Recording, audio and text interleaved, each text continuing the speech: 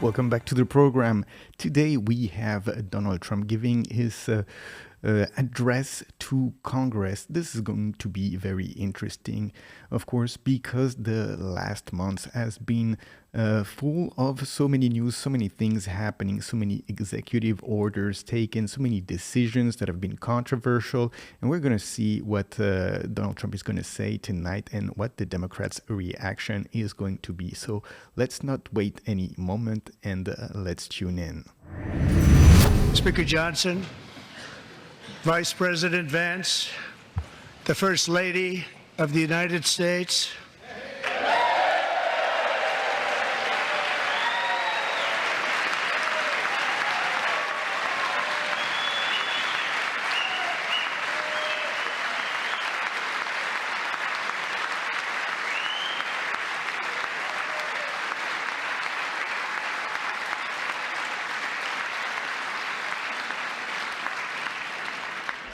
members of the United States Congress, thank you very much.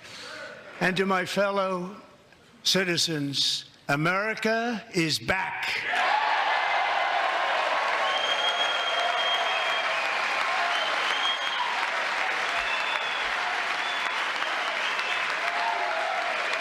And we can see here, none of the Democrats are standing up. None of the Democrats are applauding.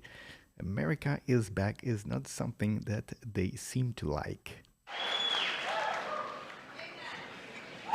6 weeks ago, I stood beneath the dome of this Capitol and proclaimed the dawn of the golden age of America.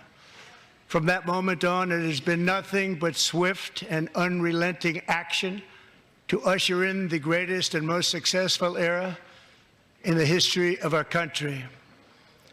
We have accomplished more in 43 days than most administrations accomplished in 4 years or 8 years, and we are just getting started.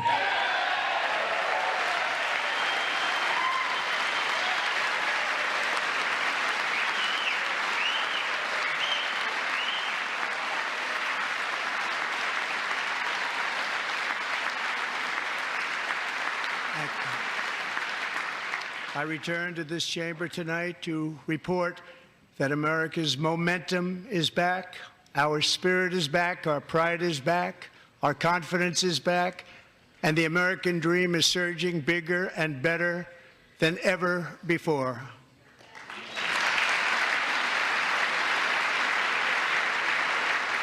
The American dream is unstoppable, and our country is on the verge of a comeback, the likes of which the world has never witnessed and perhaps will never witness again. There's never been anything like it. The presidential election of November 5th was a mandate like has not been seen in many decades. We won all 7 swing states, giving us an electoral college victory of 312 votes.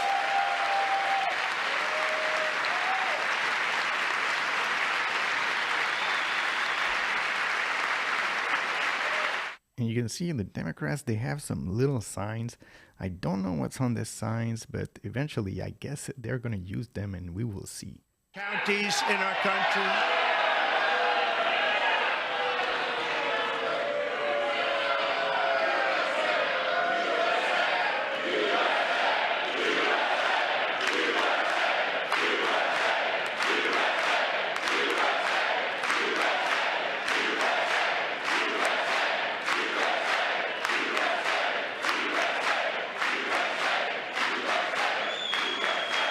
And won counties in our country, 2,700 to 525, on a map that reads almost completely red for Republican.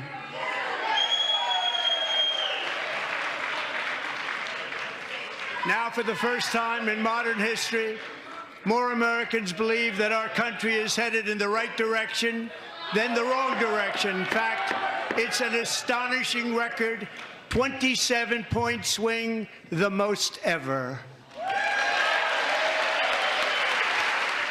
And so it was said that the Democrats were going to disrupt this speech, and we can see it is beginning here. And there's a little bit of a back and forth here between the Democrats that are heckling the president and the Republicans who are then making some noise to cover the Democrats making noise. Let's go back.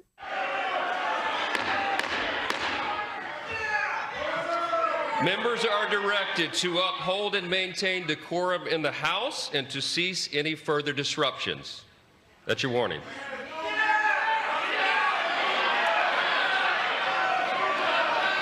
Members are engaging in willful and continuing breach of decorum, and the chair is prepared to direct the Sergeant-at-Arms to restore order to the joint session.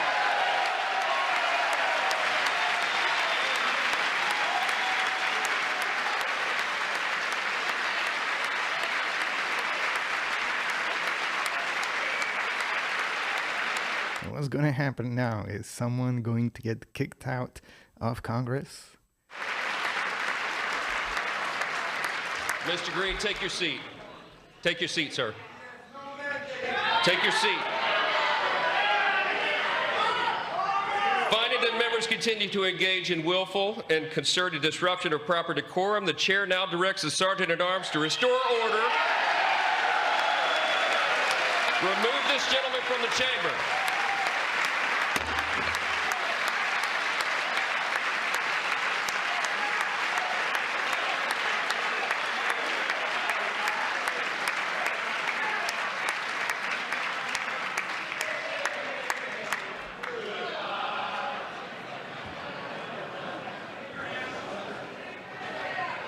And he gets his TV moment here, and he gets removed from Congress. We will see if there's going to be several Members are directed these to who are uphold just and gonna be a maintain one-off. decorum in the House. Mr. President, you continue. Thank you. Over the past 6 weeks, I have signed nearly 100 executive orders and taken more than 400 executive actions, a record, to restore common sense, safety, optimism, and wealth all across our wonderful land. The people elected me to do the job, and I'm doing it.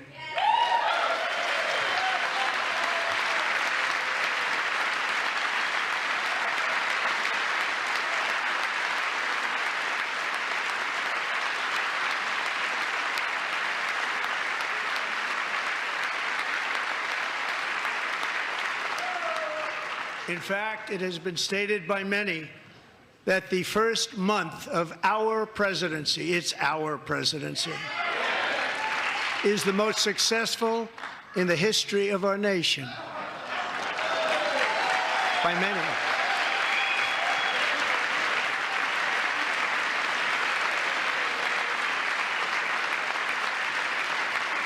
And what makes it even more impressive is that, do you know who number 2 is? George Washington. How about that? How about that? I don't know about that list, but we'll take it. Within hours of taking the oath of office, I declared a national emergency on our southern border, and I deployed the U.S. military and Border Patrol to repel the invasion of our country. And what a job they've done.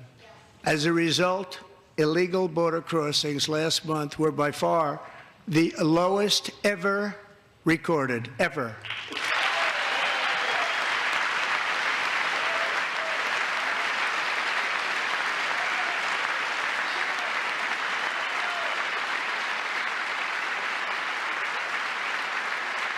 They heard my words and they chose not to come. Much easier that way.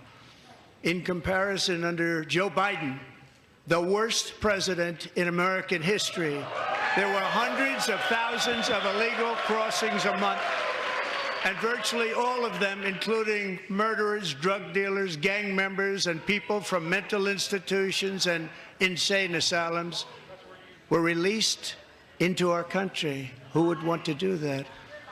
This is my 5th such speech to Congress. And once again, I look at the Democrats in front of me, and I realize there is absolutely nothing I can say to make them happy or to make them stand or smile or applaud. Nothing I can do.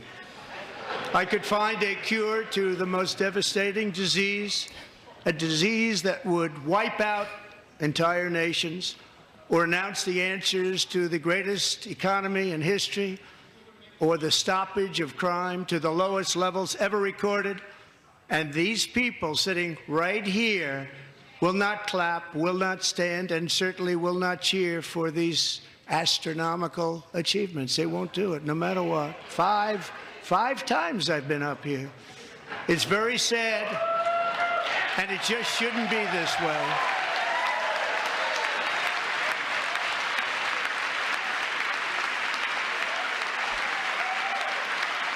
Yeah, it looks like it's going to be a hard time for the Democrats here. He's going to lean into them very hard, apparently. So Democrats sitting before me, for just this one night, why not join us in celebrating so many incredible wins for America?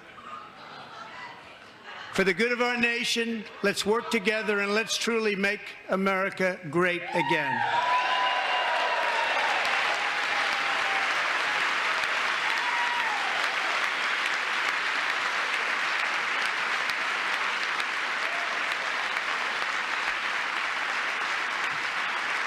And we've ended weaponized government where, as an example, a sitting president is allowed to viciously prosecute his political opponent, like me.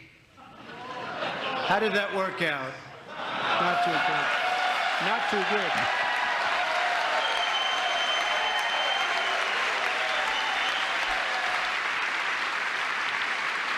Three years ago, Peyton McNabb was an all-star high school athlete, one of the best, preparing for a future in college sports. But when her girls' volleyball match was invaded by a male, he smashed the ball so hard in Peyton's face, causing traumatic brain injury, partially paralyzing her right side and ending her athletic career. It was a shot like she's never seen before. She's never seen anything like it. Peyton is here tonight in the gallery, and Peyton, from now on, schools will kick the men off the girls' team, or they will lose all federal funding.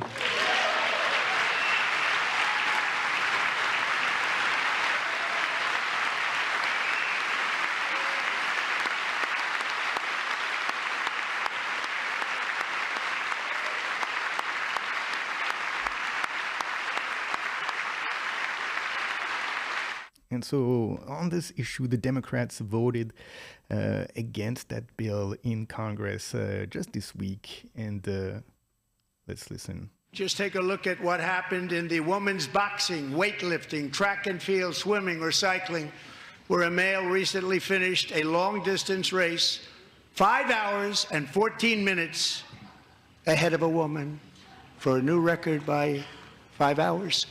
Broke the record by 5 hours. It's demeaning for women, and it's very bad for our country. We're not going to put up with it any longer.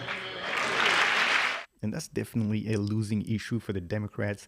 80% of the people siding with Republicans on the public opinion, and the Democrats still sort of sticking to their strategy, which has not been working. A small fraction of the common sense revolution that is now, because of us, sweeping the entire world. Common sense has become a common theme, and we will never go back. Never. Never going to let that happen. Among my very highest priorities is to rescue our economy and get dramatic and immediate relief to working families. As you know, we inherited from the last administration an economic catastrophe and an inflation nightmare. Their policies drove up energy prices, pushed up grocery costs, and drove the necessities of life out of reach for millions and millions of Americans. They've never had anything like it. We suffered the worst inflation in 48 years, but perhaps even in the history of our country. They're not sure. As president, I'm fighting every day to reverse this damage and make America affordable again.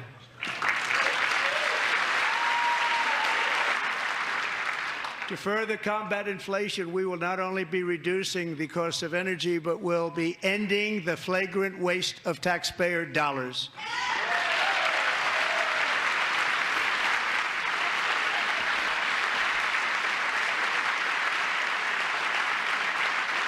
And to that end, I have created the brand new Department of Government Efficiency, DOGE.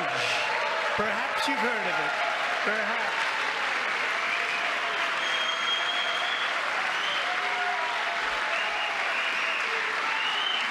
Which is headed by Elon Musk, who is in the gallery tonight.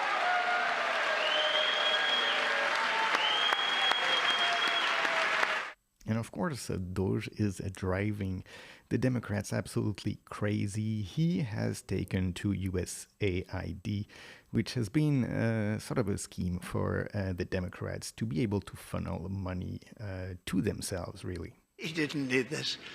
Thank you very much. We appreciate it. Everybody here, even this side, appreciates it, I believe. They just don't want to admit that.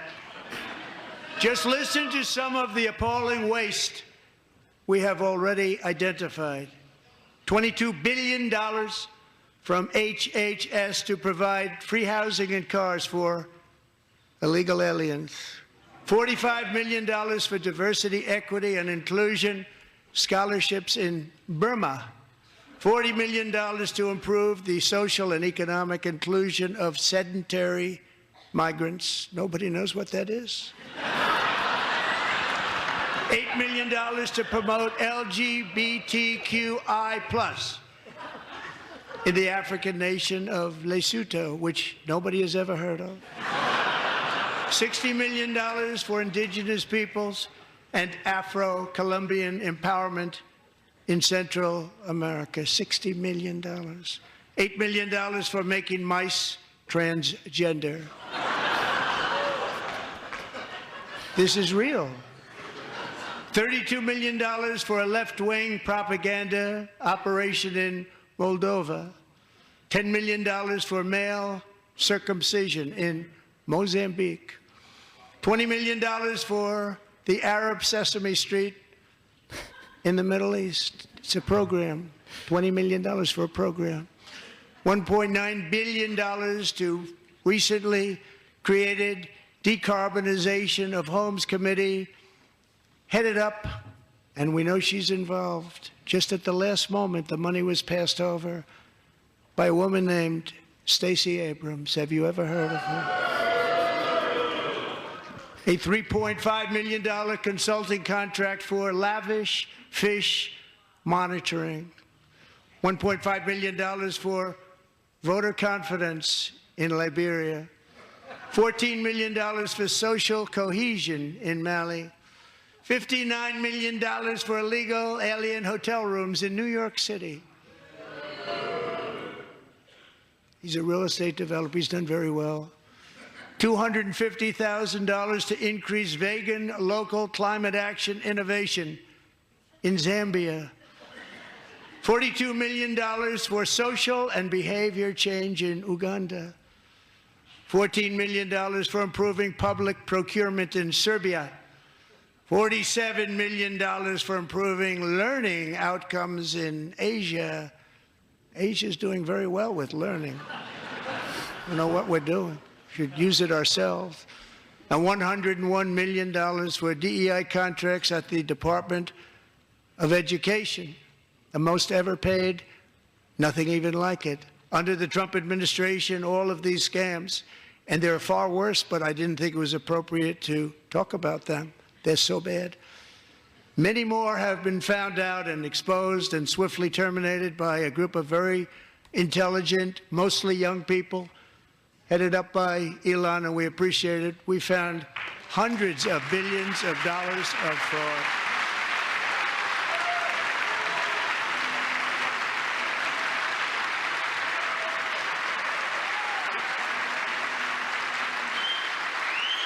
And so the Democrats here very upset at what Elon Musk is doing with Doge, but they don't understand this is a losing issue because no one really wants to see corruption and money wasted away. This is just the beginning. The Government Accountability Office, a federal government office, has estimated annual fraud of over $500 billion in our nation, and we are working very hard to stop it. We're going to. We're also identifying shocking levels of incompetence and probable fraud in the Social Security program for our seniors, and that our seniors and people that we love rely on. Believe it or not, government databases list 4.7 million Social Security members from people aged 100 to 109 years old. It lists 3.6 million people from ages 110 to 119. I don't know any of them. I know some people that are rather elderly, but not quite that elderly. 3.47 million people from ages 120 to 129. 3.9 million people from ages 130 to 139. 3.5 million people from ages 140 to 149. And money is being paid to many of them. And we're searching right now. In fact, Pam, good luck. Good luck. You're going to find it. But a lot of money is paid out to people because it just keeps getting paid, and nobody does. And it really hurts Social Security and hurts our country. 1.3 million people from ages 150 to 159, and over 130,000 people, according to the Social Security databases, are age over 160 years old. We have a healthier country than I thought, Bobby.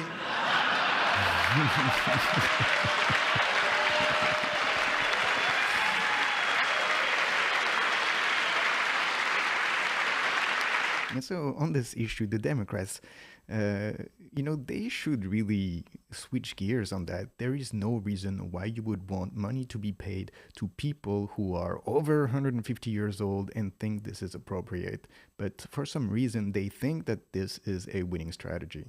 One person is listed at 360 years of age, more than 100 years older than our country. But we're going to find out where that money's going, and it's not going to be pretty. By slashing all of the fraud, waste, and theft we can find, we will defeat inflation, bring down mortgage rates, lower car payments and grocery prices, protect our seniors, and put more money in the pockets of American families.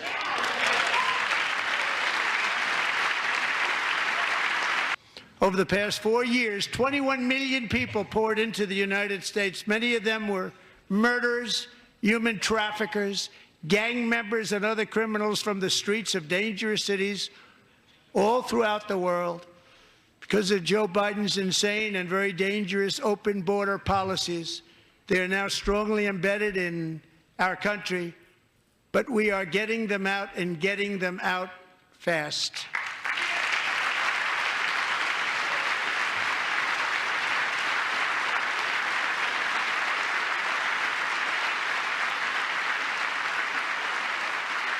And I want to thank Tom Homan and Christy. I want to thank you and Paul of Border Patrol.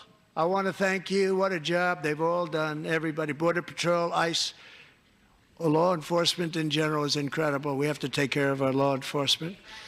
Have to.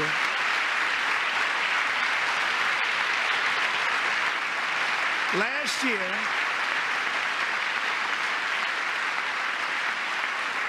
a brilliant 22-year-old nursing student named Laken Riley, the best in her class, admired by everybody, went out for a jog on the campus of the University of Georgia. That morning, Laken was viciously attacked, assaulted, beaten, brutalized, and horrifically murdered. Laken was stolen from us by a savage illegal alien gang member who was arrested while trespassing across Biden's open southern border, and then set loose into the United States under the heartless policies of that failed administration. It was indeed a failed administration. He had then been arrested and released in a Democrat-run sanctuary city, a disaster, before ending the life of this beautiful young angel.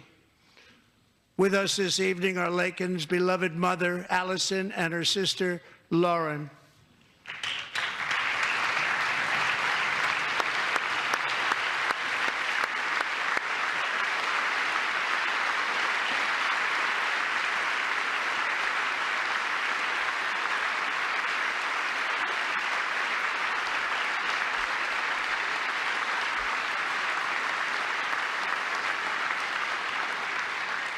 Last year, I told Laken's grieving parents that we would ensure their daughter would not have died in vain.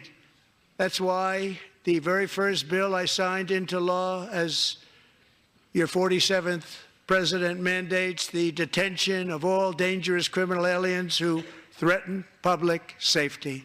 It's a very strong, powerful act.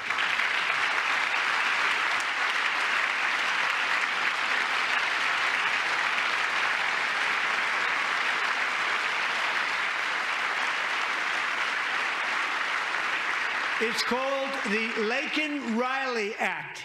So Allison and Lauren, America will never, ever forget our beautiful Laken Hope Riley.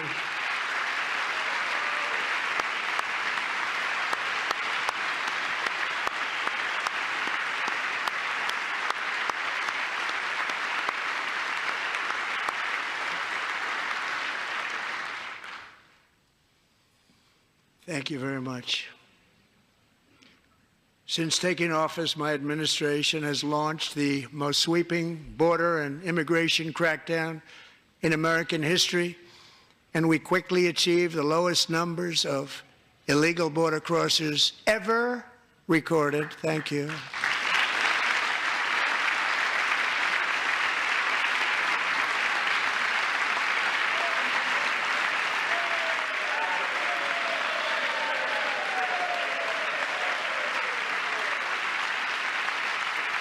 The media and our friends in the Democrat Party kept saying we needed new legislation, we must have legislation to secure the border.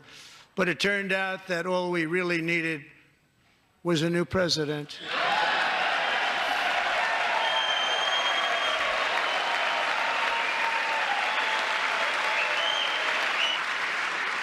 One year ago this month, 31-year-old New York police officer Jonathan Diller, unbelievably wonderful person and a great officer, was gunned down at a traffic stop on Long Island. I went to his funeral. The vicious criminal charged with his murder had 21 prior arrests, and they were rough arrests, too. He was a real bad one. The thug in the seat next to him had 14 prior arrests and went by the name of Killer. He was Killer. He killed other people, they say, a lot of them. I attended Officer Diller's service, and when I met his wife and one-year-old son, Ryan, it was very inspirational, actually. His widow's name is Stephanie, and she is here tonight. Stephanie, thank you very much, Stephanie. Thank you very much.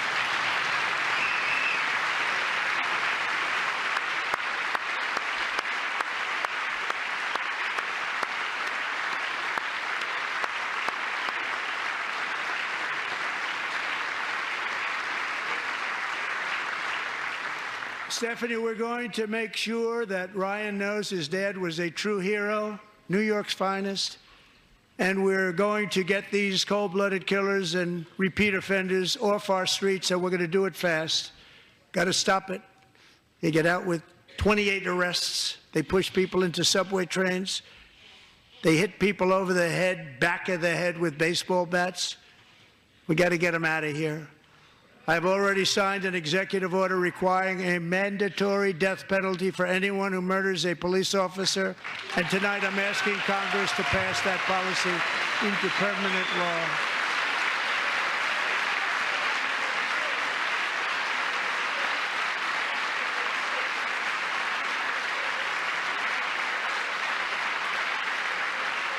I'm also asking for a new crime bill getting tough on repeat offenders while enhancing protections for America's police officers so they can do their jobs without fear of their lives being totally destroyed. They don't want to be killed.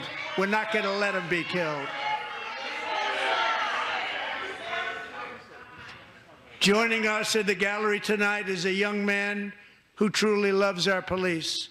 His name is DJ Daniel. He is 13 years old, and he has always dreamed of becoming a police officer.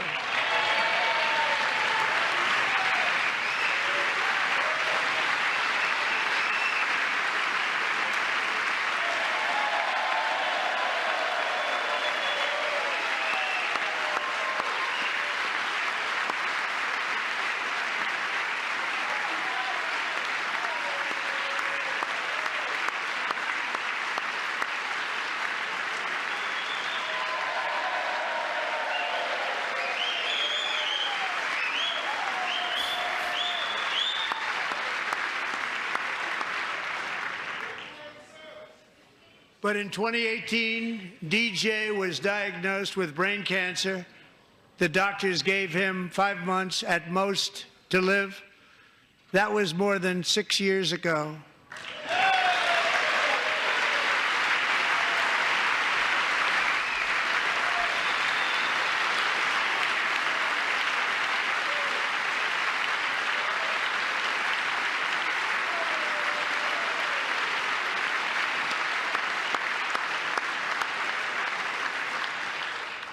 Since that time, DJ and his dad have been on a quest to make his dream come true, and DJ has been sworn in as an honorary law enforcement officer, actually a number of times. The police love him, the police departments love him.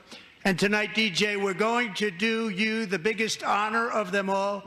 I am asking our new Secret Service Director, Sean Curran, to officially make you an agent of the United States Secret Service.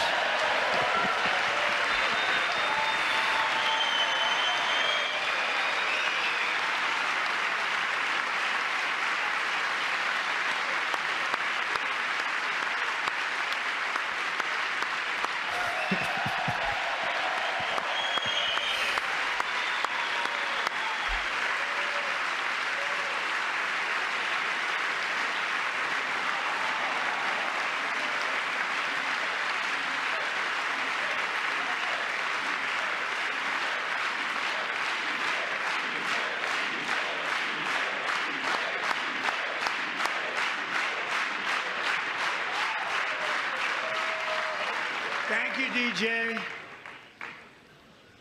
DJ's doctors believe his cancer likely came from a chemical he was exposed to when he was younger. Since 1975, rates of child cancer have increased by more than 40%. Reversing this trend is one of the top priorities for our new presidential commission to make America healthy again, chaired by our new Secretary of Health and Human Services, Robert F. Kennedy, Jr.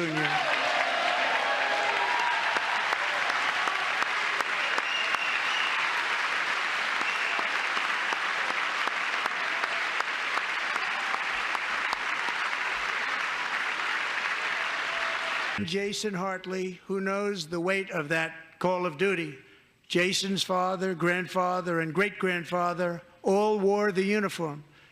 Jason tragically lost his dad, who was also a Los Angeles County Sheriff's deputy when he was just a boy, and now he wants to carry on the family legacy of service. Jason is a senior in high school, a 6-letter varsity athlete, a really good athlete, they say, a brilliant student with a 4.46, that's good, GPA. And his greatest dream is to attend the U.S. Military Academy at West Point.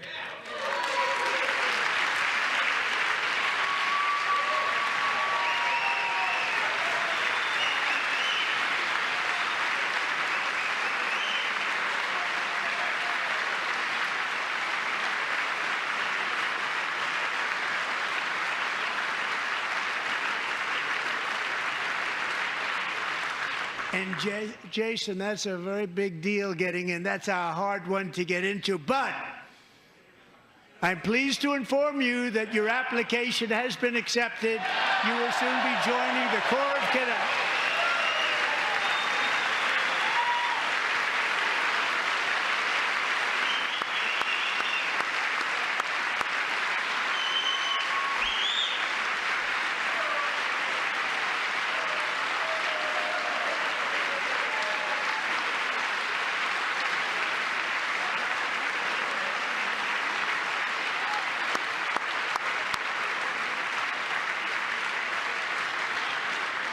I'm also working tirelessly to end the savage conflict in Ukraine.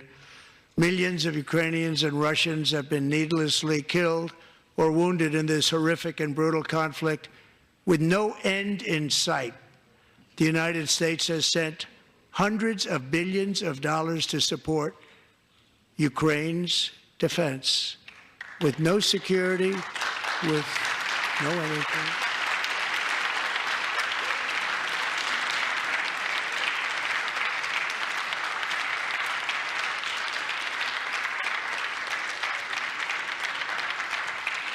Do you want to keep it going for another 5 years? Yeah, you would say Pocahontas says yes.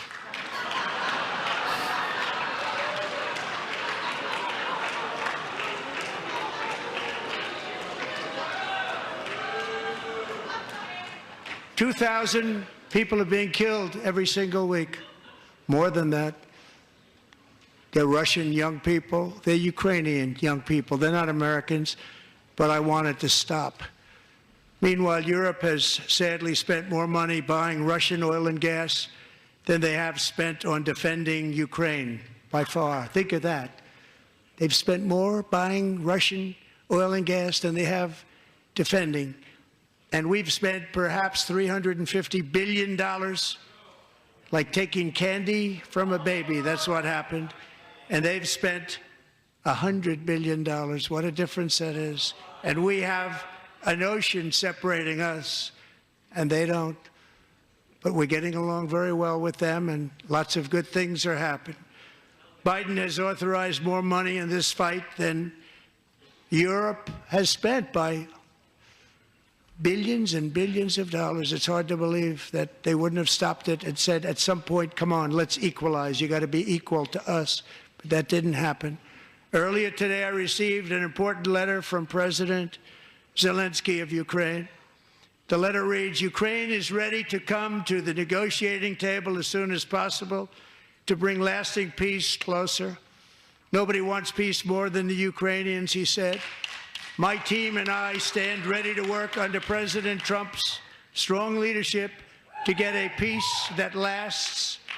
We do really value how much America has done to help Ukraine maintain its sovereignty and independence. Regarding the agreement on minerals and security, Ukraine is ready to sign it at any time that is convenient for you. I appreciate that he sent this letter, just got it a little while ago. Simultaneously, we've had serious discussions with Russia and have received strong signals that they are ready for peace. Wouldn't that be beautiful? Wouldn't that be beautiful?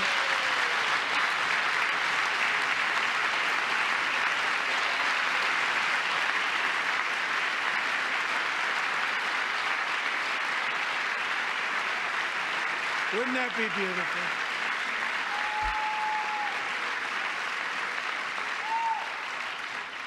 It's time to stop this madness. It's time to halt the killing. It's time to end this senseless war. If you want to end wars, you have to talk to both sides. Nearly 4 years ago, amid rising tensions, a history teacher named Mark Fogel was detained in Russia and sentenced to 14 years in a penal colony. Rough stuff. The previous administration barely lifted a finger to help him. They knew he was innocent, but they had no idea where to begin. But last summer, I promised his 95-year-old mother, Malphine, that we would bring her boy safely back home. After 22 days in office, I did just that, and they are here tonight.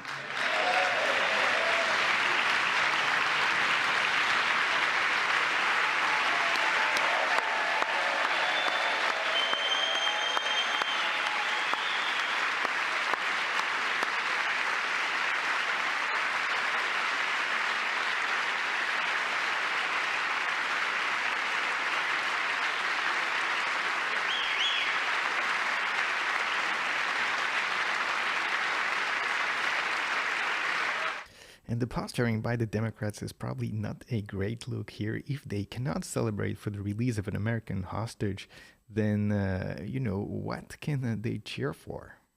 Mom, we are delighted to have you safe and sound and with us.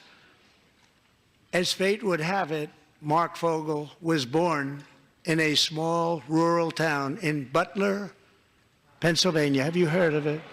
Where his mother has lived for the past 78 years. I just happened to go there last July 13th for a rally.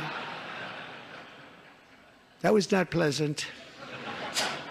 And that is where I met his beautiful mom right before I walked onto that stage. And I told her I would not forget what she said about her son. And I never did I? Never forgot. Less than 10 minutes later, at that same rally, gunfire rang out, and a sick and deranged assassin unloaded 8 bullets from his sniper's perch into a crowd of many thousands of people. My life was saved by a fraction of an inch, but some were not so lucky. Corey Comparator was a firefighter, a veteran, a Christian, a husband, a devoted father, and above all, a protector. When the sound of gunshots pierced the air, it was a horrible sound. Corey knew instantly what it was and what to do. He threw himself on top of his wife and daughters and shielded them from the bullets with his own body. Corey was hit really hard. You know the story from there. He sacrificed his life to save theirs. 2 others, very fine people, were also seriously hit. But thankfully, with the help of 2 great country doctors, we thought they were gone and they were saved. So those doctors had great talent. We're joined by Corey's wife, Helen, who was his high school sweetheart, and their 2 beloved daughters, Allison and Kaylee. Thank you.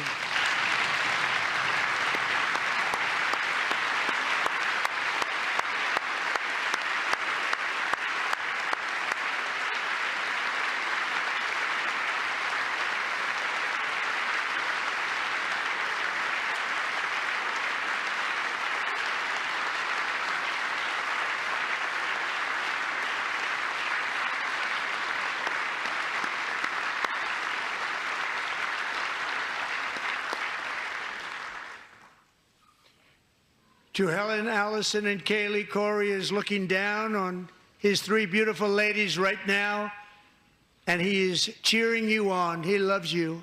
He is cheering you on. Corey was taken from us much too soon, but his destiny was to leave us all with a shining example of the selfless devotion of a true American patriot.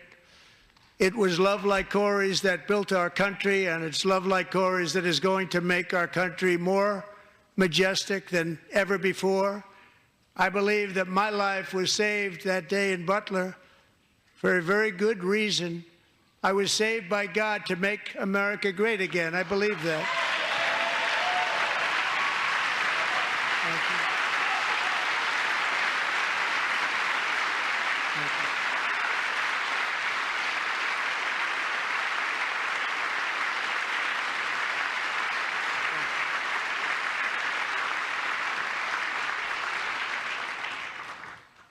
Thank you very much. From the patriots of Lexington and Concord to the heroes of Gettysburg and Normandy, from the warriors who crossed the Delaware to the trailblazers who climbed the Rockies, and from the legends who soared at Kitty Hawk to the astronauts who touched the moon, Americans have always been the people who defied all odds, transcended all dangers, made the most extraordinary sacrifices, and did whatever it took to defend our children, our country, and our freedom. And as we have seen in this chamber tonight, that same strength, faith, love, and spirit is still alive and thriving in the hearts of the American people. Despite the best efforts of those who would try to censor us, silence us, break us, destroy us, Americans are today a proud, free, sovereign, and independent nation that will always be free, and we will fight for it till death. We will never let anything happen to our beloved country, because we are a country of doers, dreamers, fighters, and survivors. Our ancestors crossed a vast ocean, strode into the unknown wilderness, and carved their fortunes from the rock and soil of a perilous and very dangerous frontier. They chased our destiny across a boundless continent. They built the railroads, laid the highways, and graced the world with American marvels like the Empire State Building, the mighty Hoover Dam, and the towering Golden Gate Bridge. They lit the world with electricity, broke free of the force of gravity, fired up the engines of American industry, vanquished the communists, fascists, and Marxists all over the world, and gave us countless modern wonders sculptured out of iron, glass, and steel. We stand on the shoulders of these pioneers who won and built the modern age, these workers who poured their sweat into the skylines of our cities, these warriors who shed their blood on fields of battle and gave everything they had for our rights and for our freedom. Now it is our time to take up the righteous cause of American liberty, and it is our turn to take America's destiny into our own hands and begin the most thrilling days in the history of our country. This will be our greatest era. With God's help, over the next 4 years, we are going to lead this nation even higher, and we are going to forge the freest, most advanced, most dynamic, and most dominant civilization ever to exist on the face of this earth.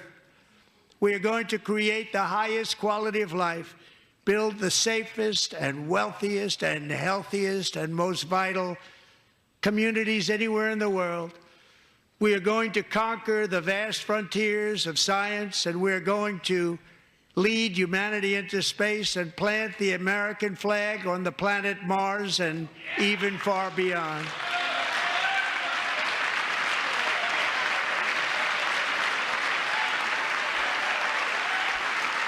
There's a bold statement here saying that they will plant the flag on Mars. We'll see if that happens to happen before the end of his term. But Elon Musk is in the gallery, so who knows? The unstoppable power of the American spirit. And we are going to renew unlimited promise of the American dream. Every single day we will stand up and we will fight, fight, fight for the country our citizens believe in and for the country our people deserve.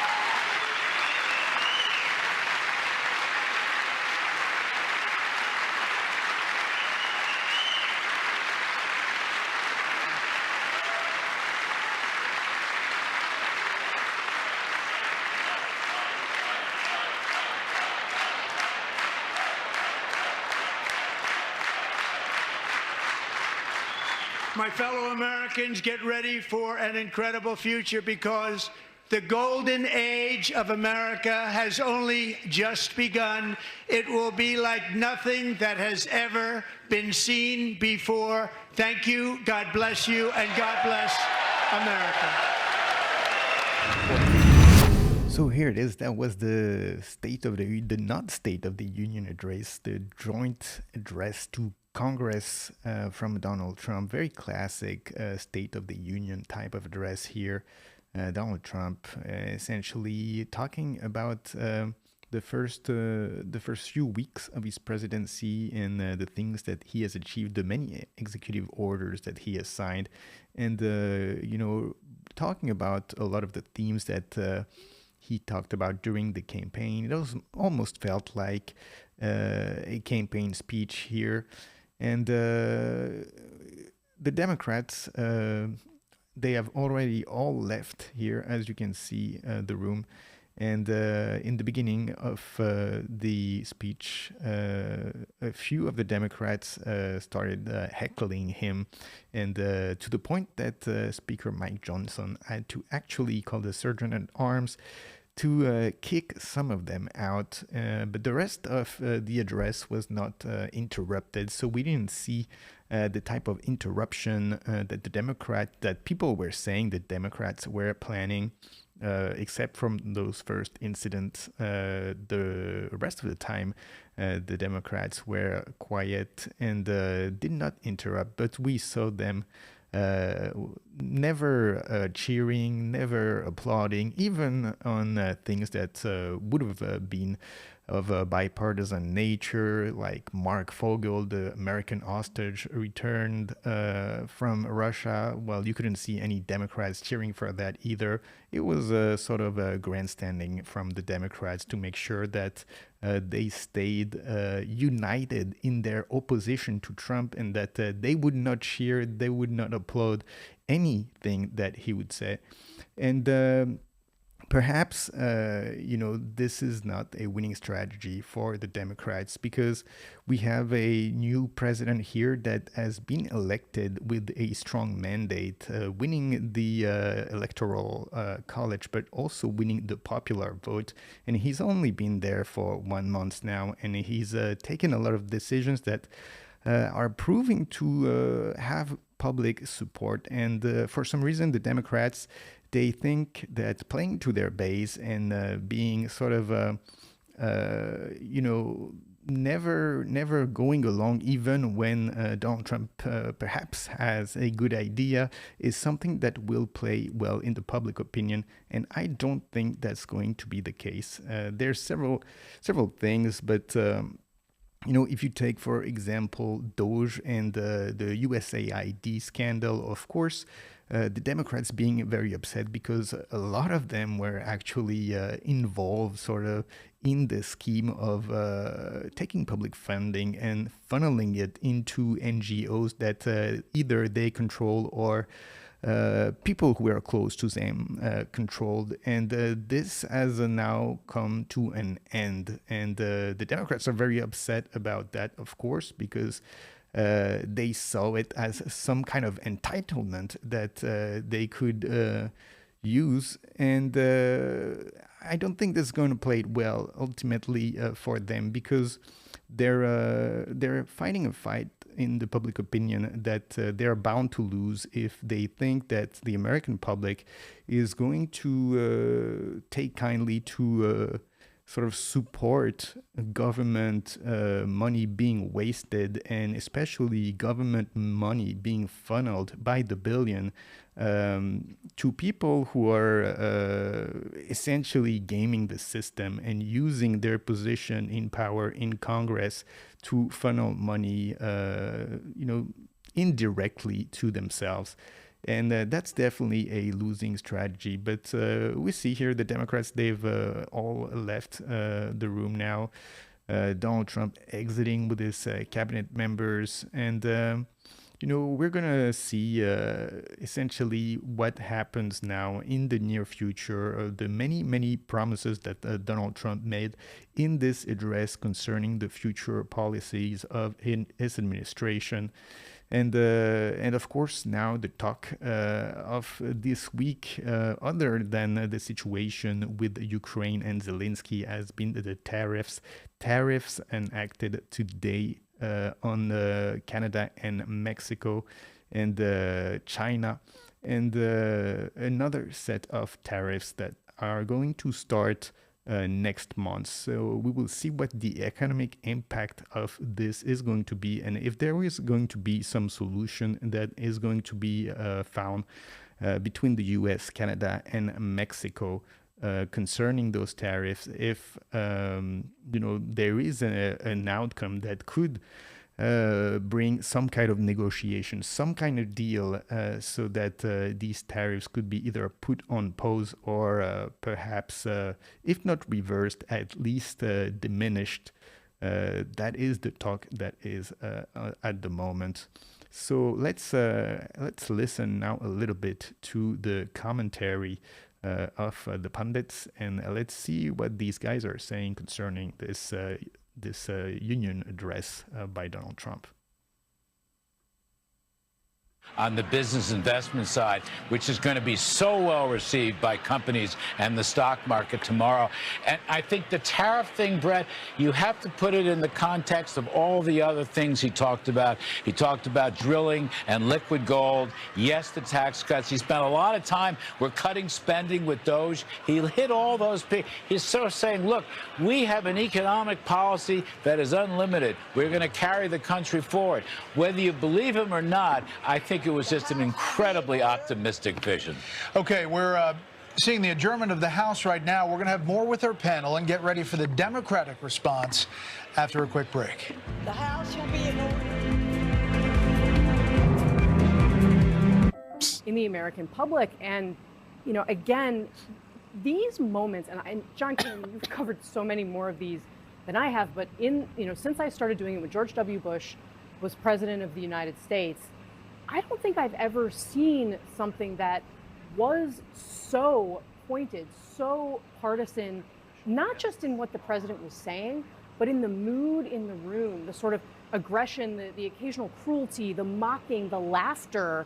It had a tone. I mean, these are usually moments for at least all of us to say, okay, I may not agree with you, Mr. President. I may have differences on that policy, but we're going to stand here at the top and we're going to say this is about our union, right? The things that we all can get together on. And there was none of that. We should write down, do not speak the sentence, polarization can't get worse, because it keeps getting worse.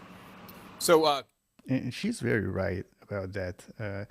It was a very polarized mood, a very partisan mood, and it has been the case pretty much every time that Donald Trump has given a State of the Union address, but this one perhaps was even worse than the previous ones. But I don't think this plays well for the Democrats, because it almost seems to a level that it's an almost childish behavior to be heckling a president in an address to Congress. It's not something that is going to play well, I don't think, in the media and in the public opinion, especially when, the president has only been there for just a few weeks, like about a month. If this was, after several years of a Trump administration, and there had been perhaps many mistakes made, and the public opinion was not really favorable to him, then it would be one thing to heckle him in public like this. But now that he's just arrived at the head of the government, to have a reaction like this, it feels more like, the Democrats are sour and they're sort of upset about the result of the election more than that they are upset at Donald Trump himself. And so if you take that, into consideration and you think about it from the public's perspective, then, it looks like the Democrats, they're not heckling necessarily Donald Trump and his policies, because his policies have barely been implemented yet, but they're sort of heckling and protesting the result of the election in a certain sense, at least in the sense that they disagree with the vision that the American public entrusted Donald Trump with the result of this election. Let's listen in. An achievement unto itself. So let us turn now to the Democratic response. Alyssa Slotkin, the brand new senator from Michigan. Hi, everyone. I'm Alyssa Slotkin. I'm honored to have the opportunity to speak tonight. It's late, so I promise to be a lot shorter than what you just watched. I won't take it personally if you've never heard of me. I'm the new senator from the great state of Michigan, where I grew up. I've been in public service my entire life because I happened to be in New York City on 9/11 when the Twin Towers came down. Before the smoke cleared, I knew I wanted to make a life in national security. I was recruited by the CIA and did 3 tours in Iraq alongside the military.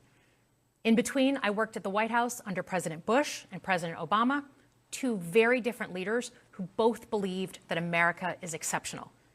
You can find that same sense of patriotism here in Wyandotte, Michigan, where I'm speaking from tonight. It's a working class town just south of Detroit. President Trump and I both won here in November. It might not seem like it, but plenty of places like this still exist across the United States. Places where people believe that if you work hard and play by the rules, you should do well and your kids should do better. It reminds me of how I grew up. My dad was a lifelong Republican, my mom a lifelong Democrat. But it was never a big deal because we had shared values that were bigger than any one party. We just went through another fraught election season. Americans made it clear that prices are too high and that the government needs to be more responsive to their needs. America wants change, but there's a responsible way to make change and a reckless way. And we can make that change without forgetting who we are as a country and as a democracy. So that's what I'm going to lay out tonight.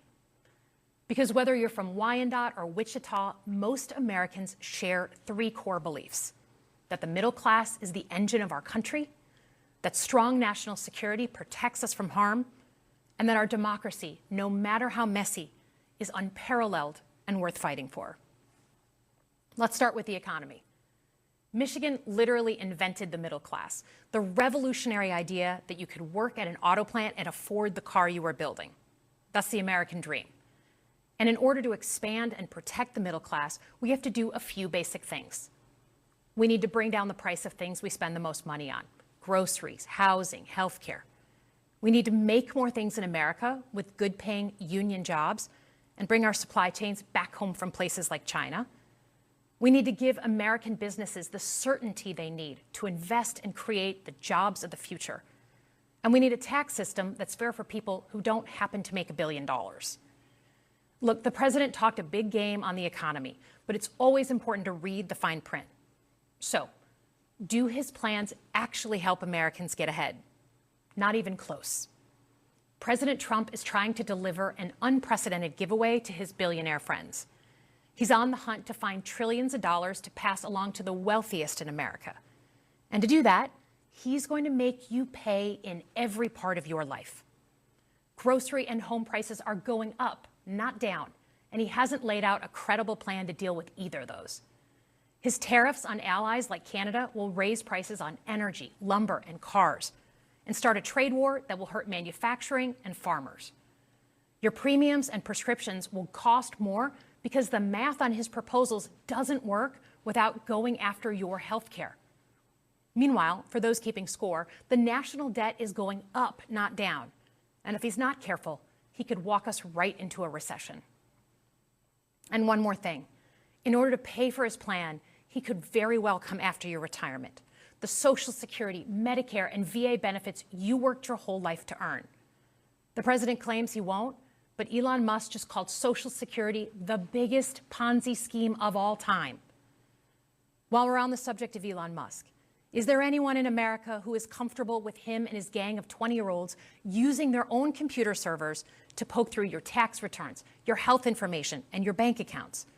No oversight, no protections against cyber attack, no guardrails on what they do with your private data. We need a more efficient government. You want to cut waste? I'll help you do it. But change doesn't need to be chaotic or make us less safe. The mindless firing of people who work to protect our nuclear weapons, keep our planes from crashing, and conduct the research that finds the cure for cancer, only to rehire them 2 days later? No CEO in America could do that without being summarily fired. Okay, so we've talked about economic security. How about national security? Let's start with the border. As someone who spent my whole career protecting our homeland, every country deserves to know who and what is coming across its border. Period. Democrats and Republicans should all be for that.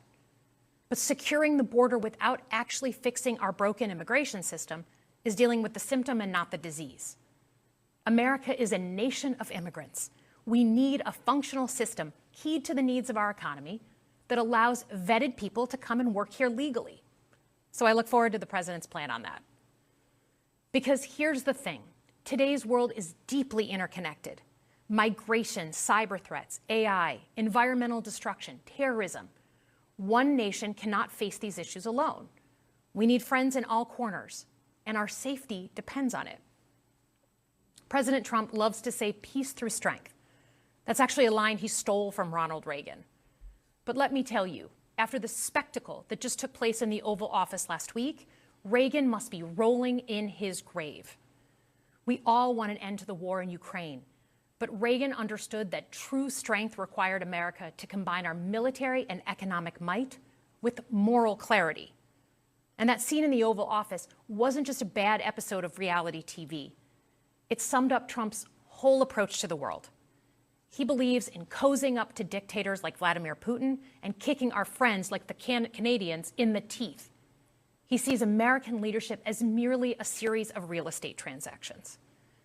As a Cold War kid, I'm thankful it was Reagan and not Trump in office in the 1980s. Trump would have lost us the Cold War.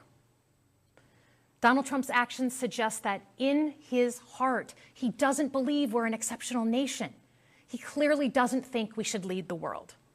Look, America is not perfect, but I stand with the majority of Americans who believe we are still exceptional, unparalleled. And I would rather have American leadership over Chinese or Russian leadership any day of the week. Because for generations, America has offered something better. Our security and our prosperity, yes, but our democracy, our very system of government, has been the aspiration of the world. And right now, it's at risk. It's at risk when the president decides you can pick and choose what rules you want to follow, when he ignores court orders and the Constitution itself, or when elected leaders stand by and just let it happen. But it's also at risk when the president pits Americans against each other, when he demonizes those who are different and tells certain people they shouldn't be included. Because America is not just a patch of land between two oceans. We are more than that. Generations have fought and died to secure the fundamental rights that define us. Those rights and the fight for them make us who we are. We're a nation of strivers, risk takers, innovators, and we are never satisfied. That is America's superpower. And look, I've lived and worked in many countries. I've seen democracies flicker out. I've seen what life is like when a government is rigged.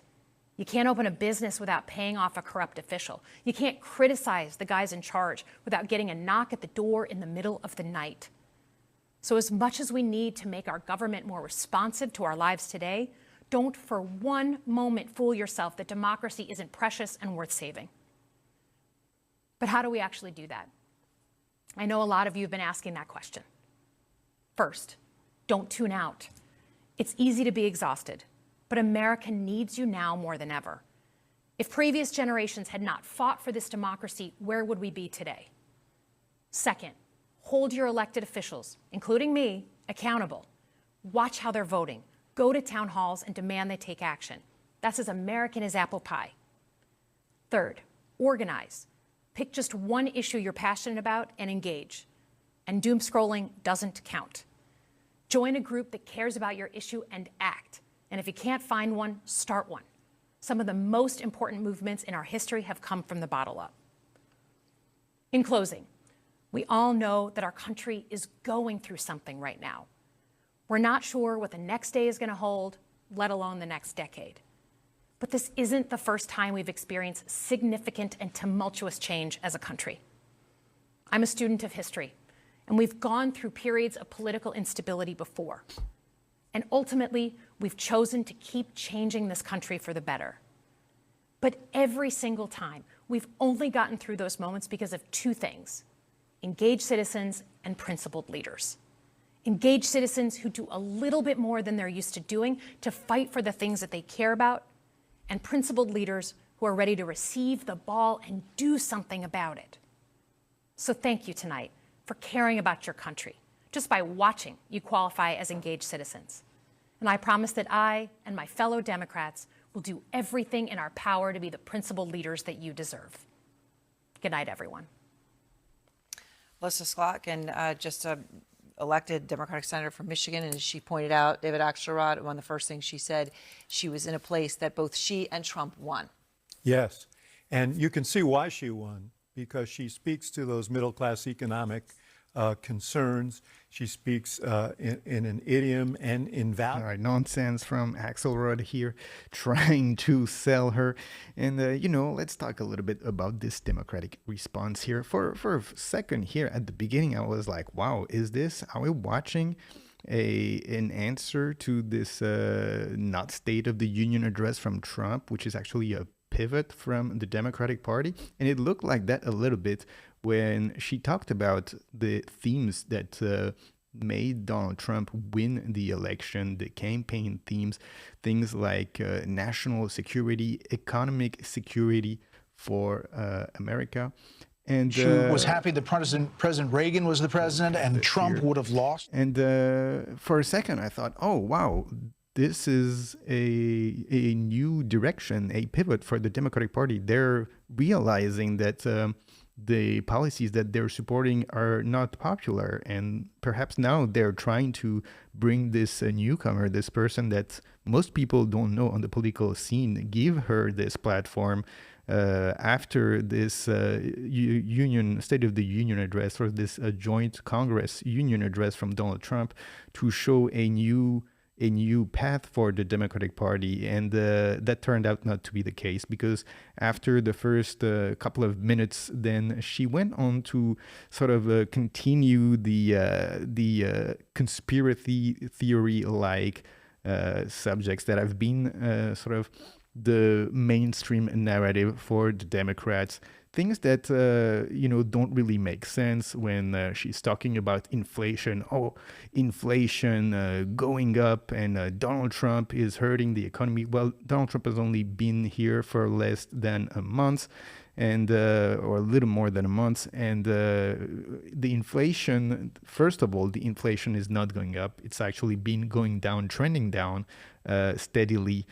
Just the last reading was barely up a notch over the forecast, but overall the trend is still downwards, and it has been ever since the Federal Reserve decided to hike rates. And we're probably, on the contrary, going to move into a period where we might experience deflation, we might have recession. So inflation is not something that is worrying the American public, except the Democratic electorates. For some reason, we've seen the Michigan inflation expectation survey showing this great divide between Republicans and Democrats, where you have Republicans and independents expecting inflation to continue to trend down, but somehow Democrats are expecting the inflation to skyrocket up at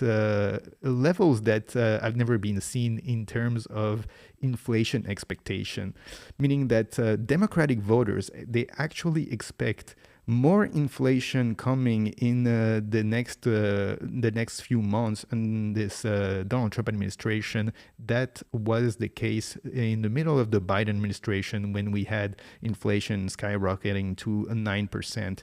And I think it speaks to the power of the Democratic Party messaging. They're managing to get their people worried about inflation, and they have this system, this media system that pushes messages very hard and is very convincing. But the problem is that when you're pushing a narrative like that, in the end, the narrative has to come to fruition. It has to be something that really happens. Because if you're just pushing messaging like inflation is going to go up, and then inflation doesn't go up, then you just lose credibility and you haven't scored any political points.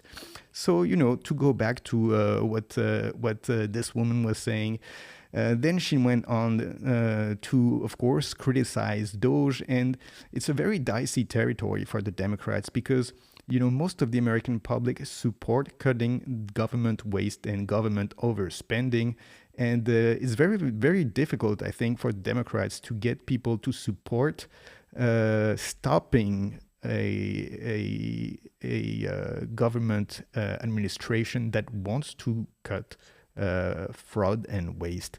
And she didn't do a good job trying to do that at all. The way she talked about it didn't really make sense. She went on the, regular talking points saying, oh, you don't want your personal information in the hands of Doge and Elon Musk. But the truth is, government is very porous with citizens' data. There's government hacks happening all the time, and they never really mention anything about this. They are all for big government, and they never care when there is a data breach in government. But this one time when Donald Trump is trying to cut waste and fraud, then that's the time when they will point out and say, oh, it's unacceptable that, your private data could be, in danger, which, by the way, has not happened yet. So, it's a little bit hypocritical when you point at someone who hasn't done anything wrong, or someone who hasn't faced any problems yet, and you say, oh, but it could be that maybe perhaps there's going to be a problem coming in the future, while at the same time you turn a blind eye to the problems that have already existed and that you've been responsible. And so then she was talking about, oh, this great danger that Americans are facing if, Doge has personal information from citizens. Well, essentially this information is already in government computer systems, so it doesn't really change much. We know how outdated computer systems of the governments are, and if anything, it's more likely that technically sophisticated organization like Elon Musk and Doge have a better ability to protect private data than typical government systems. But she used that as an example of something that, oh, this is a danger for America. And at the same time, then she went on to sort of criticize the border and immigration policies of the Trump administration, a totally hypocritical contrast. And I don't really see what the winning strategy here is for the Democrats into doing something like that. Now, I understand that, of course, they want to criticize Donald Trump, and that is their political interest, but you have to do it with some kind of logic behind it. You cannot point at Donald Trump and say, oh, look, the things that he's trying to do are dangerous when nothing bad has happened yet, while at the same time turning a blind eye to the things that you have done yourself that have brought terrible things to the country, which have led to Donald Trump winning the election. It's a little bit like they are not listening to the public. They're not reading the room. They don't really, they're not able to analyze really what this election has been, why they lost this election, despite Donald Trump being such a controversial figure. And it really, it makes me wonder, what is the future now for the Democratic Party? Because when you lose an election like this, especially against someone like Donald Trump, then you need to do some soul searching. You need to ask yourself the questions, why is it that we lost against someone who is so controversial and unpopular?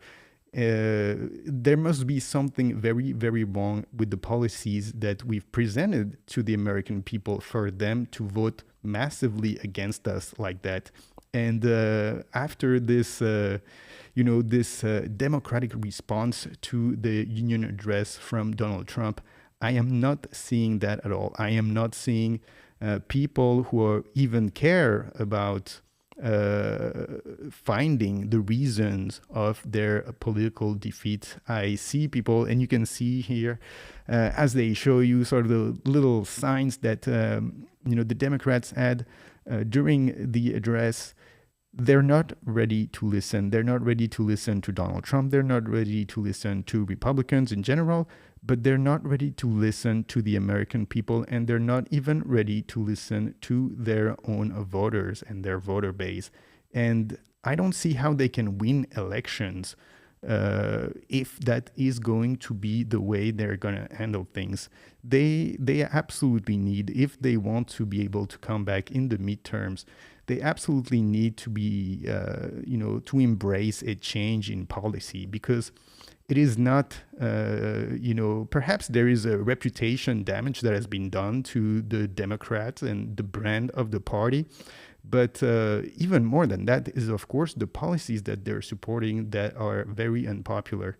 And, we're mentioning earlier about, having the Men in the Women's Sport bill that, was voted in Congress this week, and how 80% of the population actually support that, and all the Democrats still voted against. So this is the type of things that the Democrats need to, to think about, really, if they want to go back to power, and if they want to be able to win elections, or if they just want to be a political opposition and sort of stay on the sideline and, grandstand like they did in this address, and just show signs and say false, false, false, but without really having any political power in this country. This is the question that they have to ask themselves, because it is sort of what had happened to the Republicans for a long time.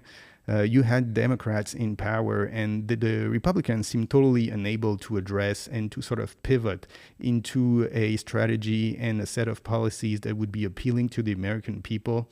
And now we're seeing this flip-flop. We're seeing the opposite around, where the Republicans have understood, okay, we need to course correct. We need to support policies that are supported by the electorate, and the Democrats, they're sort of, stuck in their ways, refusing to budge in terms of the policy they support, and they embrace these policies that allow them to be elected in their party in the primaries, but don't carry on with the general public in the general elections.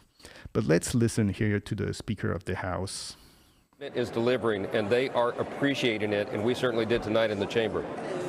Mr. Speaker, the Democrats sat down the entire night. They could not even stand for that young man. They could not stand for Laken Riley's family. They could not stand for Jocelyn Nungary's mother. They couldn't stand for anybody. No tax on tips, no tax on overtime or Social Security. Do they stand for anything? No, not even the terrorists that we've apprehended now that masterminded the disaster at Abbey Gate. It was really quite a spectacle. And if they're going to use a 77-year-old heckling congressman as the face of their resistance, then bring it on. But we're not going to tolerate that on the House floor. And I don't think the American people are going to tolerate that either. Mr. Speaker, you're the Speaker of the House. What happens to somebody like Al Green when he pulls off a stunt like that?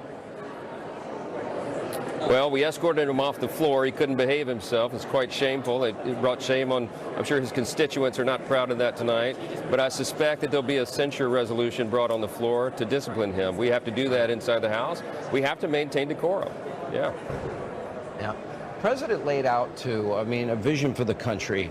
He not only talked about all the things that he did, getting out of the WHO, the Paris Accords, the UN Human Rights Council, et cetera, getting rid of the EV mandate, but he also, free speech is back, woke is dead in America, end of DEI, CRT, DOGE. He spent a lot of time on the waste, fraud, corruption, abuse, and he went on and on and on about balancing the federal budget, passing tax cuts and reciprocal tariffs, the Laken Riley Act, protecting police officers. That's just off the top of my head about, what is shock and awe, I think, to this city where I am tonight. What's your reaction? And juxtapose it to where the Democrats are. Well, the thing to remember is that all of that was accomplished in less than 50 days. Imagine that.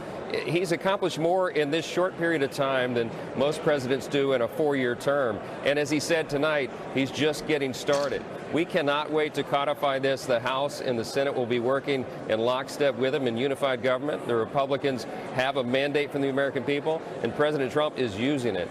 You know, the Democrats don't have a leader, they don't have a vision, they don't have a platform they can run on. So all they can do is this, you know, make it a spectacle on the House floor. But we're going to govern, Sean, and we're going to move the ball forward for the American people. And it is going to be a new golden age for America, and President Trump is leading it. We are so excited to be a part of it. Oh, I think it was a big night for the Republican Party. Will you have the votes to get this economic plan passed quickly? Which I would argue, you know, anytime you're going to have an economic recovery, you need a little time for that recovery. Will that happen? And when do you think you can complete that in conjunction, obviously, with the Senate, which has kind of, you know, more difficult rules and a process when you use reconciliation? Yeah, we've laid out a very aggressive schedule. We passed the budget resolution last Tuesday night. The Democrats and the media said it couldn't be done, but the Republicans in the House stuck together and got it done. That opens the door for the reconciliation process and the one big beautiful bill that the president keeps talking about and we keep insisting upon. Yeah. Sean, we put it on a very aggressive schedule. We will get that done if we stick by that schedule by the end of April. The president will sign it into law in early May, and that will be enough time for the American people to begin to feel the effects of that before the midterm election in 2026. So economic help and recovery is on the way, and all these other promises are as well. We're going to deliver for the American people. All right, Speaker Mike Johnson, great to have you, and we'll be following that progress very closely. All right, joining us now. All right, and you know, sort of Mike Johnson, going a little bit to what we were saying earlier, that you know, the Democrats, they don't really have a plan to sort of oppose the Republicans here. You know, the theatrics, like what they did in during this address, it really doesn't offer anything of substance to the voters, and even to their base, who are probably wondering, okay, so what are the Democrats going to do? What is their idea, and how are they going to be able to push or to create new policy that can solve problems from the American people? And they don't seem to be really interested in doing that. It's more, you know, making a spectacle and gaining attention. Sort of, you know, it's very much like social media, where you have on social media, you have people who are doing dumb stuff because it gets them views. And here, you know, they were talking about Al Green here. Well, it's a little bit of that, you know, like, okay, you had your moment in this address where we had to interrupt the address and you had to get kicked out, and now people know that you did that, but that's not policy, that's not ideas, that's not anything that you're you know, presenting to the American people to make their lives better. You're just making a spectacle to sort of, you know, bring more popularity to yourself. That's not the way to govern. And you know, Mike Johnson here, he was sort of all smiles, and I'm sure he's understanding, you know, what's happening here to the Democratic Party, and that's something that I'm guessing he is enjoying. But to go back on the tax cut that they were saying, and how the Democratic response, you know, involved this woman talking about the tax cuts being, oh, well, they're just going to give, you know, a huge tax cut to their billionaire friends. And, you know, that's one of the talking points from the Democrats that I don't think is hitting home anymore.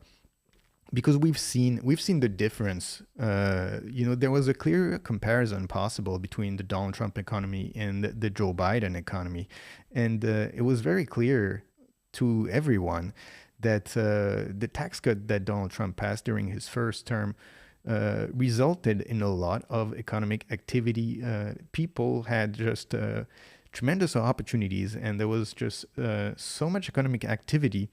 And when Joe Biden got elected, then of course that stopped, and the contrast was so abrupt that that it's very, very hard, I think, for the Democrats to make the case now that tax cuts are bad for the economy and bad for the middle class. And she was saying that but there was no really argument. There was nothing concrete that she was saying to explain as to why it would be that tax cuts would be bad for the middle class. It was the only argument that she offered in her response was, well, the rich are going to get richer if we do tax cuts, essentially. And perhaps that's true, but the poor are also going to be richer. Everybody's going to benefit from tax cuts, regardless of where you find yourself on the economic ladder. Because, of course, if you do tax cuts, then, everybody's going to benefit. Perhaps the richest, the people who have companies, and these companies are going to have, more benefits in terms of, nominal value. But that doesn't mean that people who are at the bottom of the economic ladder don't also get benefits. And so the question then becomes, do you want to sabotage your own life to stick it to billionaires, or would you rather have everybody sort of getting richer? And I don't think the Democrats realize that the messaging that they had, the messaging that they have been pushing now for 4 years, all during the Joe Biden administration, now it's just not working anymore, because people realize that, to be sort of envious and jealous of the success of billionaires or whatever, if you're going to destroy the economy to stick it to the billionaires, then you're going to hurt yourself. Even as someone who doesn't make a lot of money, you're going to hurt yourself way more than you can hurt any billionaire. And I think that's sort of part of the reason why Donald Trump was able to score points during this election on the economy, is that people understood that essentially the tax cuts, they're good for the middle class. They're good for the billionaires, perhaps. They're good for companies. And ultimately, these companies, they're going to profit from these tax cuts, but it's going to trickle down essentially in the economy. And I know the Democrats, they love to say, oh, trickle down economics don't work. But actually, the whole principle of the economy is money trickling down the ladder. And now this sort of myth, this idea that you need to be jealous and to sort of destroy the party of the billionaires that's going to be good for you, it actually doesn't register anymore. But let's see now. Let's see what Ted Cruz is saying here. Be detained and kept in detention. That would have saved Jocelyn's life if Jocelyn had been the law. The idea that they will put the rights of unvetted illegals over the safety of our citizens in light of known terrorists, murderers, rapists, of cartels, gang members, other violent criminals, and not support deporting them. Okay, they have lost any moral clarity or compass that they might have once had. Senator, I'd never get to see you in person, it seems. It's great to see you, and although I want to get back to my free state of Florida. It's great to see you. Great night. God bless Texas. Thank you, Senator. All right, now, a lot of President Trump's speech tonight focused on immigration. In just a few short weeks, he has completely reversed the border crisis. He wanted the nation to know that. Take a look. Since taking office, my administration has launched the most sweeping border and immigration crackdown in American history, and we quickly achieved the lowest numbers of illegal border crossers ever. All right, let's go to the other side. Let's go on the CNN panel here. Let's see what they're saying. Swing district, the biggest swing district in Pennsylvania. Donald Trump won it by about 300 votes. It was a huge part of him winning the Commonwealth of Pennsylvania on his return to the White House. I wanted to first start with Carolyn here, who is a military veteran, someone who served as well as a law enforcement veteran. You were perhaps the most enthusiastic in the entire group for Trump's speech. On a day where he installs 25% tariffs on Canada and Mexico, how did you feel about his message regarding the economy? I thought it was very positive. I think what's happening now, we used to be a country that would just let everything happen. Okay, we'll do this. You guys, Panama can have this. I think now we're taking back things that should have never been given away. So I think doing those tariffs and everything, I think it's well overdone. I mean, it should have been done a long time ago. Sherry, you were a Kamala Harris voter. Are you concerned about the speech, specifically no real mention of how tariffs might be inflationary? I don't think that he understands how tariffs might be inflationary, and I think that he did not spend nearly enough time talking about what we're experiencing right now. I work for a nonprofit agency. I am seeing more people struggling with food insecurity, with a lack of ability to sustain themselves, housing, utility costs. It's worse now than ever. Americans, middle America, that's what we're feeling right now, and I don't think his speech addressed that nearly enough. Now, in some of the So that's what we were saying earlier about inflation expectation. And of course, this woman, she was a Kamala Harris voter, and she's now very worried about inflation when she wasn't worried before. And, as we were saying, inflation is going the other way now, and the risk is more deflation. But very interesting that she's saying, oh, people are struggling now. Well, yeah, but you have to understand, we're still in the dynamic of Joe Biden's economy. The economic decisions that have been taken over, the last months and last few weeks, they have not had any impact on the economy yet. But, obviously, if this person was saying, she's very worried about inflation when we know that inflation is trending down, then she's not worried about inflation because of the prices themselves. She's worried about inflation because the messaging of the Democrats have permeated this idea that they ought to be worried about inflation. And so, in the same vein, essentially the result of the policies of Joe Biden, which have, given a lot of difficulties to the people who are at the bottom of the economic ladder that are being felt now. They're the result of the Joe Biden policies, but the Democrats are, I guess, on their voter base, successfully managing to put the burden of the Joe Biden economic policies onto Trump just as he enters the White House. And it's going to be very interesting because we're going to see the same thing with the recession. So as we are saying, deflation is the main risk now for the economy. Recession is the main risk for the economy, not inflation.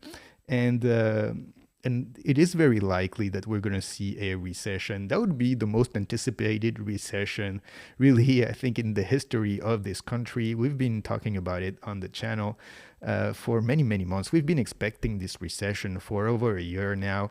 And all along 2024, Joe Biden successfully managed to sort of kick the can down the road of the recession by doing tremendous public spending all the way up to the election. And stuff dried up, of course, after the election when Donald Trump won. And now we're sort of, the economy is running on fumes, and we're going to enter this period of economic recession for sure. If we haven't been in a recession already for the last 12 months, we are surely going to enter a period where it will be undeniable that the economy has slowed down. And we're going to see the Democrats, of course, increase their messaging, pushing the idea that, oh, well, it is the fault of Donald Trump that this recession is happening, even though the conditions for this dynamic to happen were put under Joe Biden and because of the economic policies of Joe Biden. And of course, as we're saying, Joe Biden had managed to mask this economic recession in the private sector by doing unprecedented public spending and hiring enormous amounts of people in the public sector, and sort of propping up the U.S. economy just with that. And now that we're seeing cuts being enacted, essentially all the job gains of 2024 were due to government hiring people. And now Donald Trump and Elon Musk and Doge are coming, and they're firing those people that were hired last year. And so, on one side, you have essentially all this government spending that's going to dry up, and it's going to hurt the economy because Of course, the money is not going to be flowing and trickling down the economic ladder, but at the same time, because they are going to reduce public spending, they are going to bring interest rates down. And so it's going to enact as a boost to the economy. And so it's sort of going to be, a game of scales. Which is going to prevail? Is the cut in government spending going to be offset by the reduction in interest rates? Or are we going to have a complete collapse of the economy once the sort of the public spending side of things stopped? And it's not impossible. And if it leads to a complete collapse, then it will really speak to the damage that Joe Biden has done to the U.S. economy, turning an economy that was very private sector oriented to essentially a socialist economy driven by the public sector and public spending, something that is totally unsustainable. So we will see, in the coming months what will happen, and especially considering the tariffs that are going to be enacted today and some more round of tariffs in a month. What will be the impact of these tariffs, and is there going to be any solution found for Canada and Mexico? And it's going to be very important for Canada and Mexico because these tariffs, they have the ability to absolutely obliterate the economy of these two countries. And these two countries, of course, they are neighbors of America. And if they encounter a lot of economic difficulty, it will reverberate on the American economy. So perhaps we will see in the coming weeks a deal being made by Donald Trump with Trudeau and with Mexico. But as of today, it is the policy now of the United States, 25% tariff on Canada and Mexico, and that for the foreseeable future. And the economic impact is going to be felt now, I think, pretty rapidly. And it's going to be a lot more impactful, of course, for Canada and Mexico, but it will definitely have a lot of effect here in the U.S. And the 10% on China also are going to be something that is going to be something that we need to watch. And a lot of people are saying, well, these tariffs are going to be inflationary, so that means that inflation is going to back up. And that is the main sort of message that was pushed throughout the channels of the Democrats. And that's why we had this woman saying that she was very worried about inflation, even though she hadn't seen any inflation here during the first weeks of the Donald Trump presidency. But actually, the tariffs, they have the potential to be extremely deflationary because to have inflation, you need, it's all supply and demand. So you need to have people, to have enough money. There needs to be enough economic activity to sustain sort of this buying pressure. Now, perhaps tariffs, they're going to lead to sort of an increased price of goods coming across the border, but they're going to bring something also that is going to counterbalance that. That's going to be a global sort of recession, a global economic recession, and it's going to hurt the economies of these other countries that are actually producing goods, that it's going to plummet the price of all those goods coming in. So you'll have 25%, but you'll have 25% of goods that have lost a tremendous value, and especially when you consider the currency exchange, because this is going to hurt all the currencies in the world. It's going to make the dollar a lot more expensive, bring the dollar, the Dixie, a lot higher. And now you're going to see these goods coming in priced in their, domestic currencies that is depreciated. And so they're going to be worth a lot less. And, essentially what's going to happen is that it's going to offset the tariffs. And we'll see if, this I guess, prediction, this anticipation from the Trump administration, which is the reason, one of the bases why they thought to implement these tariffs. We'll see if that will be the case, or if indeed the Democrats are right and we will see a wave of inflation. But I think it's very unlikely that we do. I think it is more likely that we see deflation. Let's listen to him talking about tariffs now. With Canada and Mexico that would perhaps pull off those 25% tariffs. If you listen to Trump tonight, I think the reality is, and this is something underscored by advisors, his belief in the validity of tariffs as not just a strategic tool or a way to negotiate, but as a very real economic concept, dismissing large-scale views by economists that they don't work, that they do raise prices, that they could harm consumers. That was underscored tonight. Trump at one point saying that he believes tariffs are, quote, protecting the soul of our country. Jake, it's not just these tariffs that we saw over the course of the last 24 hours, the largest, most unprecedented in terms of scale that we've seen in decades. It's tariffs that are coming on April 2nd. The president making clear those reciprocal tariffs, they're coming, and they will be worldwide, Jake. Yeah, Newt Gingrich, the former Speaker of the House and an admirer of the president, if not an advisor, said very, very clearly that he thinks that these tariffs, this is how President Trump views the economy going forward, instituting these tariffs. It's not a gambit. It's not a ploy. It's his economic principle. Phil Mattingly, thanks so much. President Trump laid out aggressive plans for his second-term agenda tonight. How will he actually get it?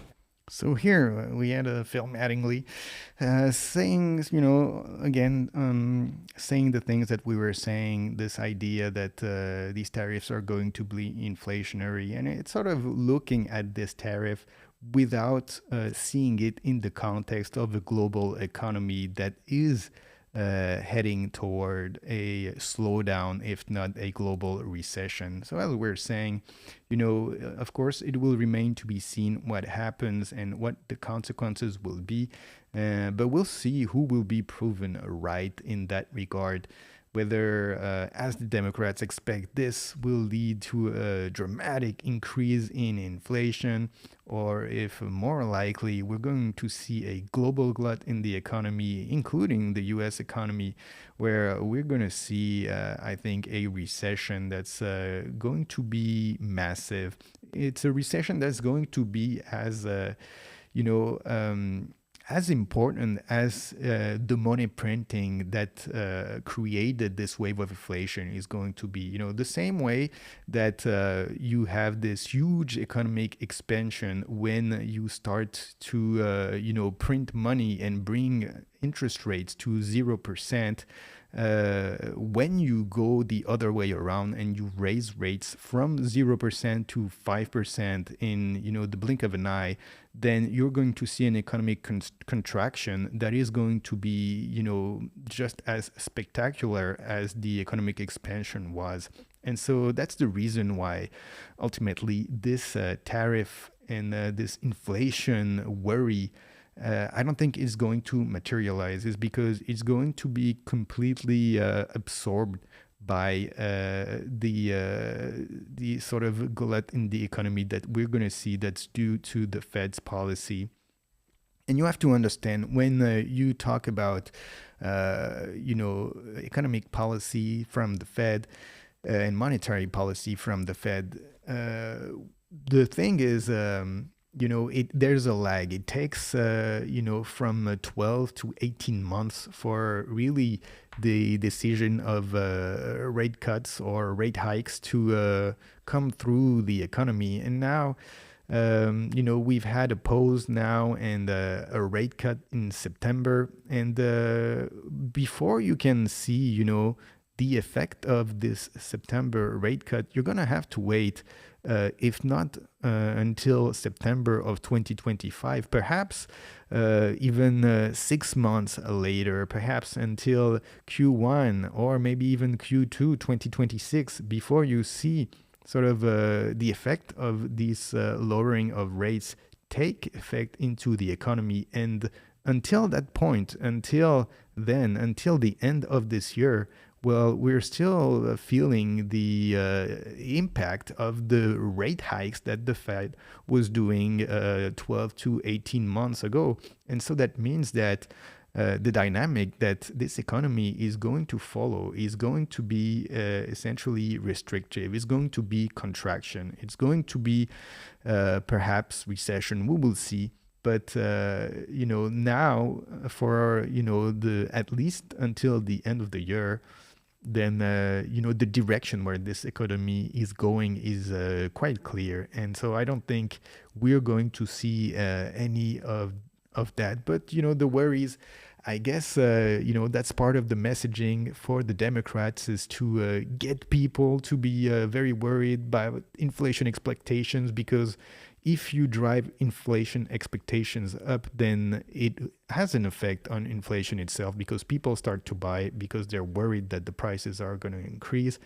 But as we're seeing, it is such a partisan basis for that expectation that it's not going to work for the Democrats, because it's only people who are hardcore Democratic voters that have been sort of converted to this idea. And whether it's Republican or independents, their expectation is that inflation is trending down, which is a lot more likely. And because of that, then the inflation expectation of the Democrats themselves is not going to be enough to carry a sort of broad-based increase in inflation driven by inflation expectations. But anyway, we will have to see all that. That is it for our coverage here of Donald Trump's address to Congress, and the analysis by the media. We will leave it there, and make sure you subscribe to the channel as we continue to cover these first few months here of a new administration. Make sure you leave a like to this video, and I will see all of you on the next one. Hit me with that like, and sub to the channel. Hit me with that like, and click the effing bell. Click that bit, alright. The algo recommends, for she gon' like. The algo knows you well. Hit me with that like, subscribe to the channel. Hit me with that like, and click the effing bell.